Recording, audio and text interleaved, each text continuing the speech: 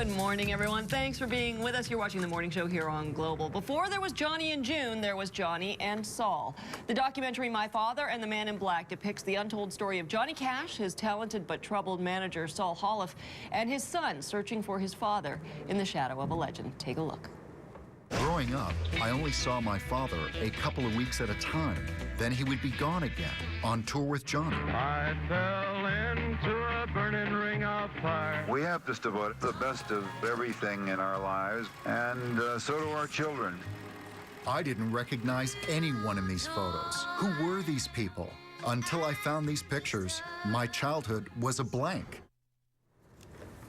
And Jonathan Holiff joins us now, the writer and director of the documentary My Father and the Man in Black. Good morning. Good morning to you. This is such a fascinating story. It's a fascinating family history and also a look at someone we thought we probably knew everything about, Johnny Cash. Now, to start the story, as we saw, you didn't see your father very often because he was working so much. And then you discovered sort of this treasure trove of information. Correct. We had been estranged for 20 years after I left home as a teenager, and then he committed suicide in 2005 and didn't leave a note. So for me, this was a very cathartic experience and a giant surprise. I had no idea that this material existed, let alone what role my father may or may not have played in Cash's life. So it turned out to be a home movie that everyone can enjoy because it has broad appeal. Well, there's a real Southern Ontario connection to this. Yeah, born and raised in London, Ontario, to Russian immigrant Jewish parents in 1925, and he was actually among the very first to bring rock and roll to Canada, Bill Haley and the Comets and Chuck Berry and Jerry Lee Lewis. And he, the truth is, and the truth was well known in the music business, he hated country music. He only listened to classical and jazz. Didn't know the first thing about it, but one day he heard about a group called Johnny Cash and the Tennessee Two, and he booked them in 1958, and the rest is, as they say, history.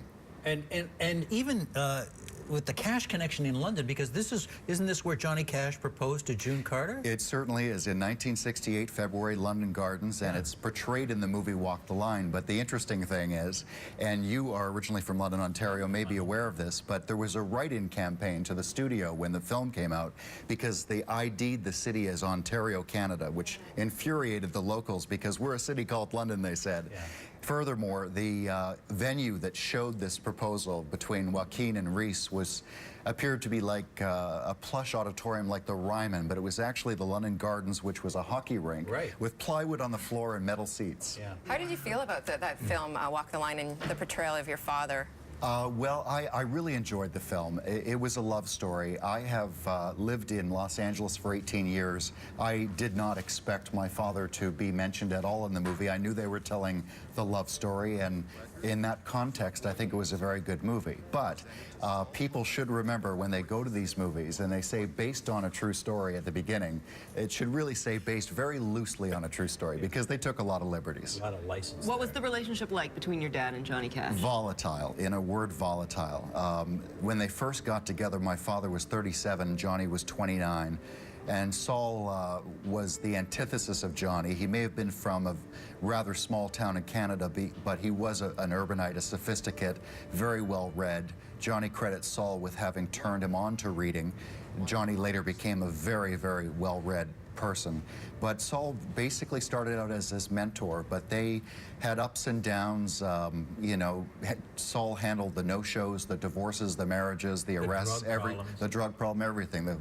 The prison concerts, the television show, you name it. What kept that together then for so long? What was it that That's a good question, and one that is difficult to answer. I think at the end of the day, Johnny respected a job well done and recognized the talent that my father brought to the table. He once told Canadian Magazine in 1970 when they were playing the CNE that he felt sorry for Elvis Presley that he didn't have an agent like Saul. He was very good at his job, but my father would say that he felt that Johnny and June looked upon him, and by the way, it was my father who put them together professionally. as a good luck charm. And he was a superstitious fellow, according to my father. What did you find out about your father when you discovered this treasure trove? I mean, what is it that you didn't know going in? Well, I'm glad you asked, because I wasn't interested in the Johnny Cash story. This was not some make-work project for me. It started out as a collection of notes in a spiral binder to do some therapy after my father, you know, passed away, and we were estranged, so there had been no reconciliation. And the biggest surprise to me was that through the 60 hours of diaries that he kept, and he recorded his phone calls with Cash, which are in the movie, is that my father was self-aware. He recorded often and lamented his long absences and his failure as a parent. And this was a side that he never showed his kids growing up. He was the archetypical 1950s male. He was never wrong. He could never be questioned. He was the boss. And to see that he had this human side, but more importantly self-aware, allowed me to forgive him and reconcile with him. So I was going to ask you, even though you didn't have the face-to-face, the heart, exactly, all of that, do you feel reconciled? I do. In fact, I tell just about everybody I meet, whether they want to hear it or not, if you haven't made peace with one or the other parent, do it now, because you're not going to find a storage locker with 60 hours of audio after your parents pass away. Right. And it will plague you. It will. It will follow you. It will. I don't know where I would be today if I hadn't found that material. How did you come upon it in the first place?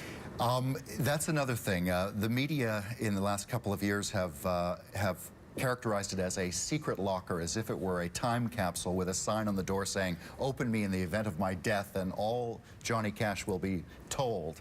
The fact is, it was not secret to me, but unknown to me. And when my father passed away, my mother was living on Vancouver Island. I was in Los Angeles, and I went home to help her deal with getting rid of my father's things. And that's when she produced the key to this locker.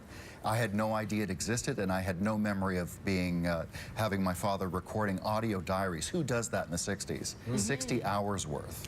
Well, like I said at the beginning of this interview, it's a fascinating story both of a superstar and of a family, and a relationship between a father and a son. Thank you. Jonathan Holiff, thank you so much. The film is called My Father and the Man in Black. It's playing as part of the North by Northeast Festival at the Toronto Underground Cinema, June 15th at 7 p.m., and we'll have that on our website as well. Great talking to you. Likewise. Thank you, Will. It's about 7:45 now. We're going to take a break. We'll be right back. Up front there ought to be a man in black. I wear it for the sick and lonely old, for the reckless ones whose bad trip left them cold. I wear the black and mourning for the lives that could have been.